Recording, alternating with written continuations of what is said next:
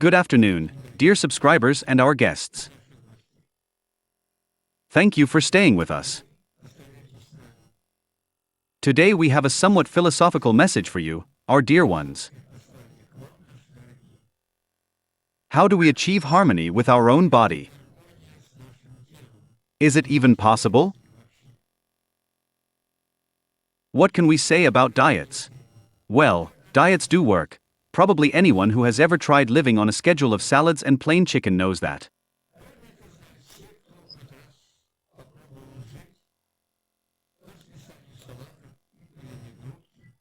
A breakdown is inevitable.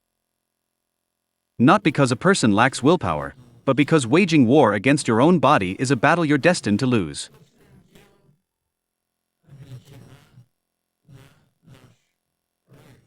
The body is smarter. It will keep demanding energy until it gets what it needs. Mindful eating is not just another technique. It's a way out of the endless race for the perfect weight by coming back to your true self.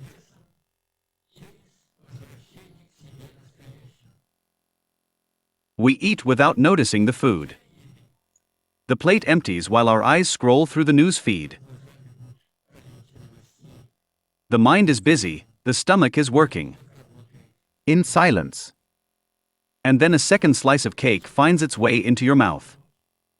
And you didn't even register the taste of the first one. That's autopilot, a dangerous thing. In that state, the enough signal is there. It just never reaches your awareness. It drowns in the information noise. And the result? The result is overeating. A heavy sense of guilt. A vicious cycle kicks in. The stress of guilt demands more eating to soothe it. It becomes a closed loop where food is no longer a source of energy, but a way to silence the inner storm and noise.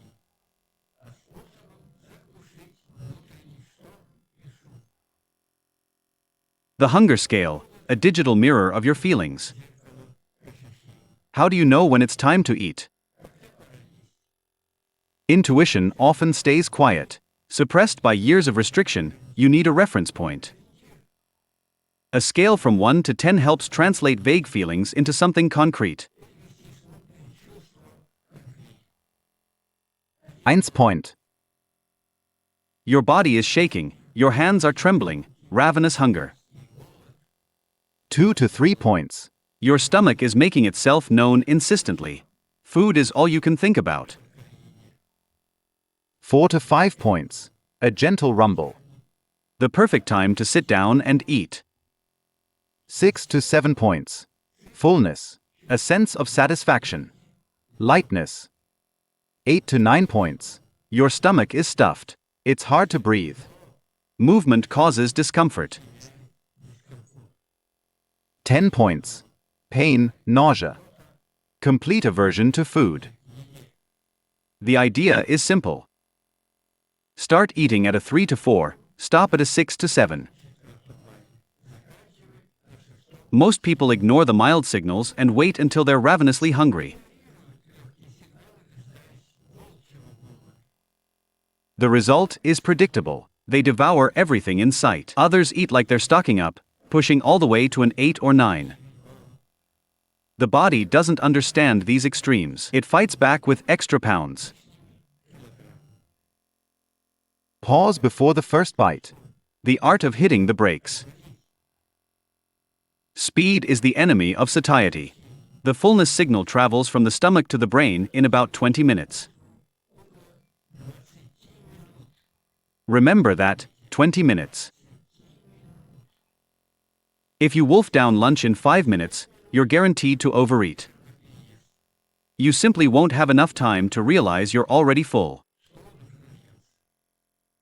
The freeze frame technique saves the day. Before the first bite, pause and take a deep breath. Ask yourself a question: why am I eating this? Not as a formality. Be honest. Sometimes the answer is unsettling, out of boredom, out of anger, because it's just what you do. Identifying the motive changes everything. Food stops being fuel you grab on the go.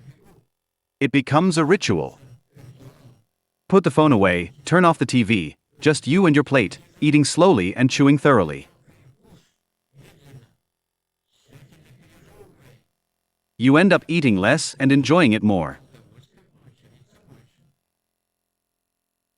Emotions versus physiology. Who's really guiding our hand? Physical hunger is patient. It builds gradually and doesn't really care what's on the menu. Buckwheat, an apple, some soup, doesn't matter. After eating, a sense of calm follows. Emotional hunger is aggressive. It demands something specific. Chocolate, something salty, something fatty. Right now. Give it to me. The difference is fundamental. Physical hunger goes away after you eat. Emotional hunger doesn't. After a whole chocolate bar, all that's left is emptiness and heaviness. If hunger strikes out of nowhere and you're reaching for junk food, stop, drink some water, wait about 10 minutes, and more often than not, that craving, that urge to binge, simply disappears.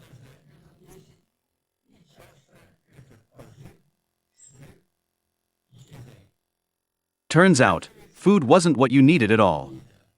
What was needed was a pause, a hug, a walk. Or simply giving yourself permission to do nothing at all. A life without restrictions.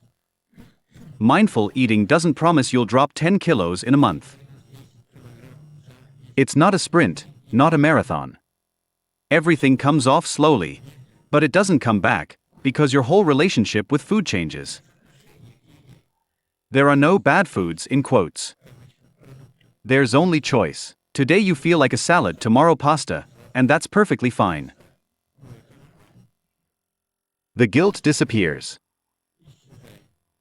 When everything is allowed, the urge to binge simply fades away. Your body starts to trust you, it sends signals, and you actually hear them.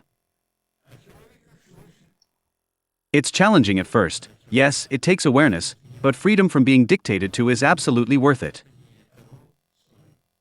Harmony with your body is the best foundation for your health, and for your figure too. And that's all for today.